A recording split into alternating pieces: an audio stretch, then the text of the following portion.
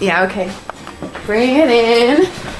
Okay, does it zoom? Look, check out Sarah's freaky eye. Cut it out. Come on, show the camera your eye. It's for YouTube. Look, we were just sitting there an hour ago, chilling out, and one of Sarah's eyes turned a totally different color than the other. Come on, it's for YouTube. Sarah? Sarah, you okay? That was just kidding. What's happening? Sarah?